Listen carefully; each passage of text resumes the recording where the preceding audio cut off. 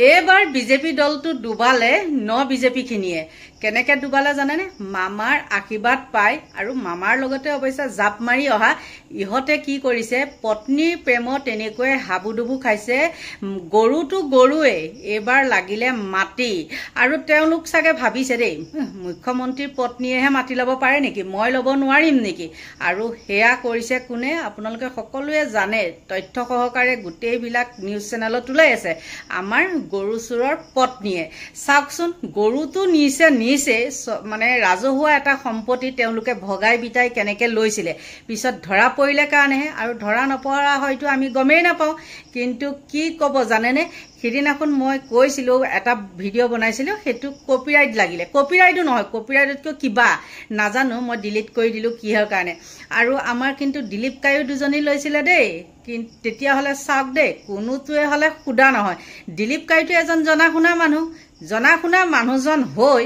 তেন্তে হলে তেওঁ এটু কাম কিয় কৰিছিলে আৰু কি জানেনে এতিয়াতো ওলাইছে মলুৱাৰ পত্নীয়ে কিমান মানে ঠাইত মাটি কিনি থৈছে চাওক কিছুমান মানুহে ঘৰটো বহুৱাবলৈ চাৰিটা খুঁটি পুতিবলৈ এটুকুৰ জায়গা পোৱা নাই কিন্তু তেওঁলোকে কি কৰিছে বিঘাই মাটি কিনিছে আৰু কি এই মাটি সম্পত্তি কিনিবলৈ তেওঁলোকৰ হাতত আল্লাহৰ দিনৰ চাকিটো আছিল নেকি আল্লাহৰ দিনৰ চাকি পাইছে মানে সেইকাৰণে তেওঁলোকে যতে ততে মাটি কিনিছে বুন্দাজনৰ মই কালি দিছিলো হেতু কপিৰাইট লাগিলে বুন্দাজনৰ যিটো ৰাস্তা আপোনালোকক কৈছিলো সেই ৰাস্তাটো যিটোহে মানে হেৰি কৰিছে বহলকে বনাইছে হেতু তেওঁ কি নিজৰ ঘৰ সম্পত্তি নেকি মানুহখিনিকটো উঠাই পেলাই সেইবিলাক চৰকাৰী মাটিতেটো সেইবিলাক বনাইছে নহয় জানো কিন্তু কি হ'ব ভগৱান আছে নহয় যাৰ কাৰণে আশা কৰিছে সেইবিলাকে কিন্তু সেইবিলাক ভোগ কৰিবলৈ নাপাব হেতু চাব ৰাইজৰ আশীৰ্বাদ ৰাইজৰ খাওপাত ইয়াতে লাগিব যে মৰাৰ পিছতেহে আমি পাম হেতু নহয় কিন্তু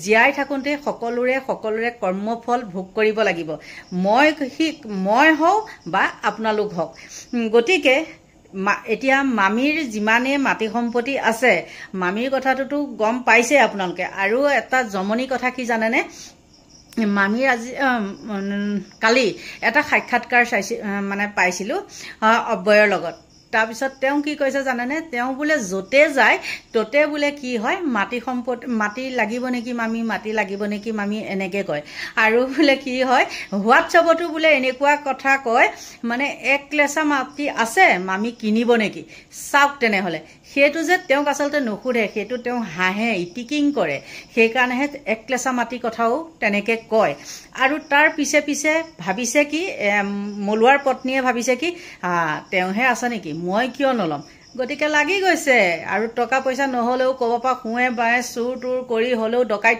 চুৰ নহয় দিন ডকাইত সেইবিলাক ডকাইত কৰি হলেও মানে তেওঁলোকে গুটাইছে আৰু মই ইমানখিনি কৈ নাথাকো আপোনালোকৰ কাৰণে মই মূল কেটামান সৰু ভিডিঅ' ক্লিপ লৈ আহিছো চাবচোন একদম মানে নিজকে সঁচাকে লাজ লগা দেই শুনক না একো নাথাকিলেও নিমখে ভাতকিটা খালেও কাৰো কথা নুশুনাকৈ হেতুৱে বহুত শান্তি নহয় নে কিন্তু ঐশ্বৰ্য ধন সম্পত্তি থাকক আমাৰ যদি কয় ই হেতু এনেকে ঘটিছে তেনেকে ঘটিছে তেতিয়া হলে হেতু কিমান লাজৰ কথা আৰু সেইবিলাক কৰ্মফল আপোনালোকে ভাবে নেকি যে ল'ৰা ছোৱালীয়ে ভোগ নকৰিব নিশ্চয় ল'ৰা ছোৱালীয়ে ভোগ কৰিব আৰু চাওক আপোনালোকৰ মাজলৈ গোটেইকিটা ভিডিঅ' আগবঢ়ালো প্ৰতিযোগিতা চলিছে জয়ন্ত মল্ল বৰুৱাৰ পত্নী আৰু হিমন্ত বিশ্ব শৰ্মাৰ পত্নীৰ মাজত কোনে কিমান মাটি গোটাব পাৰে তাৰে প্ৰতিযোগিতা চলিছে দুই মন্ত্ৰী পত্নীৰ মাজত যদি ৰিণিকি ডালে তেন্তে জুলিও পাতে মন্ত্ৰিত্ব হেৰুৱালে পৰিয়াল চলাবলৈ অসুবিধা হ'ব বাবে বিঘাই মাটি গোটাই লৈছে জয়ন্ত মল্লৰ পত্নীয়ে মন্ত্ৰিত্ব লাভ কৰাৰ পিছতেই দুপে উন্নতি হৈছে মন্ত্ৰী জয়ন্ত মল্ল বৰুৱাৰ মুখ্যমন্ত্ৰীৰ পত্নী ৰিণিকি ভূঞা শৰ্মাৰ লগত খেৰ মাৰিব পৰা হৈছে জয়ন্ত মল্ল বৰুৱাৰ পত্নী জুলি ডেকা বৰুৱাই কিনি পেলাম বিদুৰ ভাই কিনি পেলাম তেজপুৰত একেদিনাই ৩৬ বিঘা মাটি কিনি পেলালে জয়ন্ত মল্ল বৰুৱাৰ পত্নী জুলি ডেকা বৰুৱাই মন্ত্ৰিত্ব হেৰুৱালে কি কৰিব জয়ন্ত মল্ল বৰুৱাই মন্ত্ৰিত্ব গলে কেনেকৈ সংসাৰ চলাব মন্ত্ৰীগৰাকীয়ে সেইবাবে ভৱিষ্যতৰ কথা চিন্তা কৰি বিঘাই বিঘাই মাটি আৰু সম্পত্তি গোটাইছে বৰুৱাৰ পৰিয়ালে।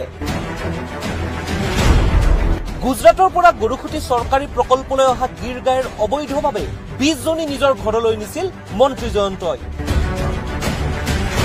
কেৱল সেয়াই নহয়, চৰকাৰী নিয়ম সলনি কৰি দুগ্ধ ব্যৱসায়ৰ বাবে চৰকাৰে দিয়া 50 লাখ টকাৰ ৰাজসাহাৰ্যও সৰকাইছিল মন্ত্ৰী জয়ন্তৰ পৰিয়ালে। বিধায়ক হৈ থকা অৱস্থাতে 100 বিঘাৰো অধিক কৃষিভূমিৰ এখন ফাৰ্মৰ স্বত্বাধিকাৰী হৈছিল জয়ন্ত মল্ল বৰুৱাৰ পত্নী জুলি ডেকা বৰুৱা। 2022 চনৰ 9 জুনত হিমন্ত বিশ্ব শৰ্মাৰ মন্ত্ৰীসভাত কেবিনেট মন্ত্ৰী হিচাপে স্থান লাভ কৰাৰ পিছতেই মন্ত্ৰী পত্নী জুলি ডেকা বৰুৱাই আৰম্ভ কৰে মাটি বিচৰাৰ অভিযান। তেজপুৰত একেদিনাই ক্ৰয় কৰে 37 বিঘা অকৃষিভূমি। চক্ৰ বিষয়াৰ কাৰ্যালয়ৰ তথ্য অনুসৰি 2023 চনৰ 24 জুলাইৰ দিনা জুলি ডেকা বৰুৱাই হলেশ্বৰ মৌজাৰ পুনিয়নি গাঁৱত 73 নং দাগৰ 19 নং পট্টাৰ 7 বিঘা 12 লেচা, 74 নং দাগৰ 17 নং পট্টাৰ 13 বিঘা 2 কঠা 10 লেচা আৰু 15 বিঘা 1 কঠা 18 লেচা ভূমি জুলি ডেকা বৰুৱাই ক্ৰয় কৰি লয়। গৌৰী ভট্টাচাৰ্য, তুলসীচৰণ ভট্টাচাৰ্য, সমীৰণ ভট্টাচাৰ্য, অপূৰ্ব ভট্টাচাৰ্য আৰু অৰ্পণা ভট্টাচাৰ্যৰ পৰা এই 37 বিঘা অকৃষিভূমি ক্ৰয় কৰে মন্ত্ৰী পত্নী জুলিয়ে। ইয়াৰ পাছত নলবাৰী জিলাতো মন্ত্ৰী পত্নী জয়ন্ত মল্ল বৰুৱাৰ পত্নী জুলি ডেকা বৰুৱাই নিমফি খেৰাজী পট্টাৰ ভূমি ক্ৰয় কৰে। উল্লেখ্য যে 2021 চনৰ বিধানসভা নিৰ্বাচনত জয়ন্ত মল্ল বৰুৱাই দাখিল কৰা শপতনামা অনুসৰি তেওঁৰ পত্নীৰ নামত কেৱল 1 অকস্মাত 107 বিঘা ভূমিৰ কৃষি পামৰ গৰাকী হয় জুলি ডেকা বৰুৱা। মুঠৰ ওপৰত অসমৰ মাটিৰ ওপৰত যেন এতিয়া অধিকাৰ কেৱল বিজেপিৰ মন্ত্ৰী পত্নীসকলৰ। মন্ত্ৰিত্ব লাভেই যেন লাইচেন্স মাটি ক্ৰয়ৰ, মন্ত্ৰিত্বৰ পদবীয়েই হৈছে সোণৰ কণী পৰাহা। ৰাইজ যাওক জহন নামে, পত্নীক মাটিৰ গৰাকী কৰিবই বিজেপিৰ নেতাসকলে। সেয়েহে ৰাইজে এতিয়া বিদায় দিব খুজিছে অসমৰ পৰিৱৰ্তন।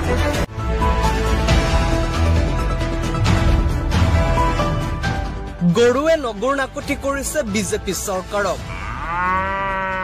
গো মাতাক লৈ ৰাজনীতি, গো মাতৰে যেন অভিশাপ, লোভেই পাপ, পাপেই মৃত্যু। আখৰে আখৰে প্ৰমাণ হৈছে বিজেপি নেতা মন্ত্ৰীৰ ক্ষেত্ৰত। সাপে তেনেকৈ মুঠ নসলায় বিজেপিৰ নেতা মন্ত্ৰীয়ে যিমান কথা সলায়। হলঠেকত পৰিলেই উত্তৰ দিয়াৰ ক্ষেত্ৰত মুখ্যমন্ত্ৰী যদি সুমেৰুত, আন নেতা আকৌ কুমেৰুত। কিয় আৰম্ভণিৰ পৰা প্ৰমাণ পোৱা নাই? মুখ্যমন্ত্ৰীয়ে কৈছিল জয়ন্ত মল্লৰ পত্নীয়ে 2-3 জনী গাই পুহিছে। জয়ন্ত মল্লই সংবাদমেলত কলে মোৰ ফাৰ্মত আছে 60-70 জনী গাই। গাই পুহিছে, কিনো ভুল কৰিছে বুলি প্ৰশ্ন কৰিলে মুখ্যমন্ত্ৰীয়ে। বিধায়ক দিগন্ত কলিতাই কলে হয় আমি গৰু কিনিছিলো, আমাৰ ভুল হল। তেনেকৈ আৰু কথাৰ কোনো মিল নাই। গৰুকুটিৰ এটা গোহালিৰ নামত ব্যয় 27 লাখ টকা, তাৰ পাছতো হেনো গৰু থবলৈ ঠাই নহল। ক'ত থব কি কৰিব ভাবি হেনো এসপ্তাহ খোৱাই নাছিল মুখ্যমন্ত্ৰীয়ে। চিন্তা কৰকচোন, ইমান সঁচা কথা। উপায় নাই। আচল কথাটো হল মিছলীয়া নেতা মন্ত্ৰীৰে ভৰি আছে ভাৰতীয় জনতা পাৰ্টি। দুখীয়াৰ চৰকাৰ বুলি কৈ দুখীয়াৰ পেটতে থিয়গুৰ মাৰিছে বিজেপিয়ে। গোপালকে চৰকাৰৰ পৰা 5 পইচাও পোৱা নাই। মন্ত্ৰীৰ পত্নীয়ে পাইছে 50 লাখ টকাৰ ৰাজসাহাৰ্য। বিজেপিৰ লোভিয়া মন্ত্ৰীৰ বিৰুদ্ধে ৰাজ্যজুৰি উত্তাল প্ৰতিবাদ। সাংবাদিকক অপমান, মন্ত্ৰীয়ে চালেবেৰে কোবাই আছে। গো মাতাৰ নাম লৈ বিভাজনৰ ৰাজনীতি কৰা বিজেপিৰ আচল চৰিত্ৰ অসমবাসীৰ সন্মুখত ওলাই পৰিল। আপুনি যিকোনো দলৰ নীতি আদৰ্শক বিশ্বাস কৰিব পাৰে, কিন্তু ভাৰতীয় জনতা পাৰ্টি যে অসমৰ জনতাৰ হিত প্ৰগতিৰ বাবে নহয়, সেই কথা আপুনি জানি থোৱা উচিত। অসমৰ গোপালকৰ বাবে অহা গুজৰাটৰ গীৰ গাই বিজেপিৰ মন্ত্ৰী নেতা পালি নেতাই নিজৰ মাজতে ভগাই ললে। 1.5 লাখ টকীয়া গীৰ গাই 64,000 টকাত কিনিলে বিজেপিৰ নেতাই। মন্ত্ৰীয়ে দম্ভালি মাৰি সেইদিনা কৈছিল চৰকাৰে হেনো গোপালকক প্ৰতি লিটাৰ গাখীৰত 5 টকাকৈ ৰাজসাহাৰ্য দিয়া বুলি কৈছিল মন্ত্ৰী জয়ন্ত মল্ল বৰুৱাই। গিৰ গাই ক্ষেত্ৰত 300 গিৰ গাই বেয়া গিৰ গাই দিয়াৰ পাছতো সেই অনুষ্ঠানটোৰ লগতে আকৌ ত্ৰিপাক্ষিক এগ্ৰিমেণ্ট কৰি 5 বছৰৰ কাৰণে আলাদা এক্সপানশ্যন কৰিছে এই গভৰ্ণমেণ্টে। বছৰৰ আগত আমাৰ মুখ্যমন্ত্ৰীয়ে ক'লে 5 টকা চবকে দি দিম তোমালোকৰ ৰাজ সাহায্য, ঘোষণা কৰিলে 1 টকা 5 টকা বাদ দিয়ক 50 লাখ টকাটো বাৰু লৈ যায় আৰু 5 টকা এটা দিব। আৰু মই এইটো বুজি পোৱা নাই, যদিও দিয়ে ক'ৰ পৰা দিব, কেনেকৈ দিব, বাজেট কি আছে এইখনৰ, কি ক্ৰাইটেৰিয়াত দিব, একো ধৰণৰ কোনো ফ্ৰেমৱৰ্ক নাই। ঘোষণা কৰিলে 5 টকাকৈ দিম। 5 টকা যদি কোনোবা এজন কৃষকে পাইছে কওক। কিন্তু প্ৰকৃতাৰ্থত ৰাজ্যৰ হাজাৰ হাজাৰ গোপালকে চৰকাৰৰ পিনৰ পৰা 1 টকাও পোৱা নাই। সংবাদমেল পাতি চৰকাৰক তোলা-ধুনা দিলে অসমীয়া গোপালকে। প্ৰকৃত গোপালকৰ বিপদ, মন্ত্ৰীয়ে গোপালকৰ টকা গোটে গিলিছে। মন্ত্ৰীয়ে কৈছে গৰুখুটিত গোহালি নথকাৰ বাবেহে হেনো নেতা মন্ত্ৰীয়ে ক্ৰয় কৰিছিল গৰুখুটিৰ গৰু। এই গৰুখুটিৰ বাবে আকৌ চৰকাৰে ব্যয় কৰিছিল ৰাইজৰ কৰ কাটলেৰে সংগ্ৰহ কৰা 9 কোটিৰো অধিক টকা। এটা গোহালিৰ নামত ব্যয় কৰিছিল 27 লাখ টকা। 27 লাখ টকীয়া গোহালিৰ কথা কেতিয়াবা শুনিছিল? সেয়া বিজেপিৰ চৰকাৰৰ বাবেহে সম্ভৱ, কাৰণ ৰাইজৰ টকা খৰচহে কৰিব লাগে। কিন্তু গোমাতাক লৈ ৰাজনীতি কৰা বিজেপিক এতিয়া বিপদত পেলাইছে গোমাতাই। যেন গোমাতাৰ অভিশাপ লাগিছে বিজেপিত। নেতাই 2 নম্বৰী কৰিলে, সংবাদ মাধ্যমক অপমান কৰিলে, ৰাজ্যৰ চৌদিশে প্ৰতিবাদ আৰম্ভ হ'ল। মন্ত্ৰী জয়ন্ত মল্লৰ বিৰুদ্ধে এজাহাৰ দাখিল হ'ল। মন্ত্ৰীয়ে কিন্তু এতিয়াও ৰাজহুৱাভাৱে ক্ষমা খোজা নাই। উত্তৰৰ পৰা ফালৰি কাটি বাৰে বাৰে সাংবাদিককহে আক্ৰমণ কৰিছে। ৰাইজে দাবী তুলিছে, এনে কলংকিত নেতাক মন্ত্ৰিত্বৰ পৰা আঁতৰাব লাগে। মুখ্যমন্ত্ৰীয়ে কিবা ব্যৱস্থা ল'বনে? কথাই কথাই ইডি, CBI, ভিজিলেন্সৰ অভিযান চলে অসমত, দেশত। এতিয়া জয়ন্ত মল্লৰ বিৰুদ্ধে অভিযান চলিবনে? এজাহাৰ যে দাখিল হৈছে, দুৰ্নীতিৰ বিৰুদ্ধে শূন্য সহনশীল মন্ত্ৰীয়ে কিবা কৰি দেখুৱাবনে?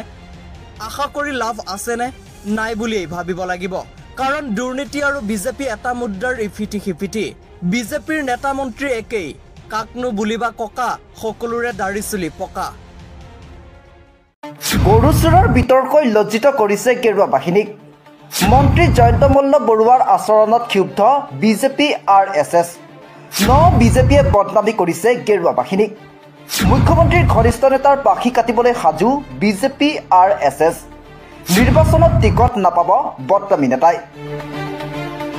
সনাতনী সভ্যতা আৰু সংস্কৃতিৰ কথা কৈ অহা বিজেপি আৰু RSSক বদনামী কৰিছে একাংশ বিজেপিয়ে। বিশেষকৈ মুখ্যমন্ত্ৰী ডক্টৰ হিমন্ত বিশ্ব শৰ্মা আৰু তেওঁৰ একাংশ সতীৰ্থৰ বাবেই অসমৰ লগতে দেশৰ ৰাজনীতিত লজ্জিত হ'ব লগা হৈছে গেৰুৱা দলটো। বিগত সময়ছোৱাত একাংশ প্ৰাক্তন কংগ্ৰেছীয়ে অসমত বিজেপিৰ হৰ্তাকৰ্তা হৈ পৰাৰ বাবেই অসমবাসীৰ সন্মুখত মুখ উলিয়াব নোৱাৰা অৱস্থা হৈছে বিজেপি আৰু RSSৰ নেতৃত্বই। উল্লেখ্য যে একমাত্ৰ ক্ষমতাৰ সোৱাদ বিচাৰিয়েই কংগ্ৰেছ এৰি বিজেপিত যোগদান কৰিছিল হিমন্ত বিশ্ব শৰ্মা আৰু তেওঁৰ সতীৰ্থসকল। ৰাজনৈতিক পৰিক্ৰমাত বিজেপিয়ে এইসকল বদনামী নেতাক আঁকোৱালি লৈছিল যদিও কুকুৰৰ নেজ চিধা নোহোৱাৰ দৰে এইসকল নেতাৰো সলনি নহ'ল আচৰণ। বিজেপি আৰু RSSৰ নীতি আদৰ্শক জলাঞ্জলি দি এইসকল প্ৰাক্তন কংগ্ৰেছী তথা বিজেপিয়ে সমগ্ৰ দলটোকে বদনামী কৰিলে। শেহতীয়াকৈ মন্ত্ৰী জয়ন্ত মল্ল বৰুৱাই পত্নী জুলি ডেকা বৰুৱাৰ 50 লাখ টকাৰ নামত ৰাজ সাহায্য আদায় কৰা আৰু গৰুখুটি প্ৰকল্পৰ নামত আবণ্টিত গিৰ গাই চুৰি কৰা ঘটনা পোহৰলৈ অহাৰ পাছতেই হাহাকাৰ লাগিছে বিজেপি আৰু RSSৰ মজিয়াত। জানিব পৰা মতে অসমৰ সংবাদ মাধ্যমত প্ৰকাশিত প্ৰতিটো বাতৰি তন্নকৈ বিশ্লেষণ কৰি আছে বিজেপি আৰু RSSৰ নেতৃত্বই। মুখ্যমন্ত্ৰী ডক্টৰ হিমন্ত বিশ্ব শৰ্মাই এইসকল বিজেপিক ৰক্ষণাবেক্ষণ দিবলৈ চেষ্টা চলালেও বিজেপি আৰু RSSৰ নেতৃত্বই গৰু চুৰিৰ প্ৰসংগক লৈ যথেষ্ট উদ্বিগ্ন হৈ পৰিছে। চলিবতো লাগিব ঘৰখন। আজি মন্ত্ৰী আছে, কালি নাই, ঘৰখন কেনেকে চলিব? চলিবতো লাগিব ঘৰখন। আজি মন্ত্ৰী আছে, কালি নাই, ঘৰখন কেনেকে চলিব? আমাৰ হাতত পৰা খবৰ মতে মুখ্যমন্ত্ৰী হিমন্ত আৰু তেওঁৰ সতীৰ্থসকলৰ কাম কাজৰ সন্দৰ্ভত চোকা নজৰ ৰাখিছে বিজেপি আৰু RSSে। গৰুখুটি প্ৰকল্পৰ নামত সংঘটিত বিয়াগুম কেলেংকাৰী আৰু ৰাজ্য চৰকাৰ মন্ত্ৰী বিধায়কে এই প্ৰকল্পৰ ৰূপায়ণৰ নামত ব্যক্তিগত লাভালাভ আদায় কৰা কাৰ্যত তীব্ৰ অসন্তুষ্টি প্ৰকাশ কৰিছে RSSে। বিজেপিৰ এক শীৰ্ষ সূত্ৰই সদৰি কৰা মতে মুখ্যমন্ত্ৰী হিমন্ত আৰু তেওঁৰ সতীৰ্থসকলৰ বাবে বিজেপি দলটো যাতে বদনামী হ'বলগীয়া নহয় তাৰ প্ৰতি সতৰ্ক হৈ আছে শীৰ্ষ নেতৃত্ব। আনহাতে এইসকল বদনামী নেতাৰ বাবেই সমাগত বিধানসভাৰ নিৰ্বাচনত বিজেপি দলটো যাতে ক্ষতিগ্ৰস্ত নহয় তাক লৈও সতৰ্ক হৈ পৰিছে ৰাষ্ট্ৰীয় নেতৃত্ব।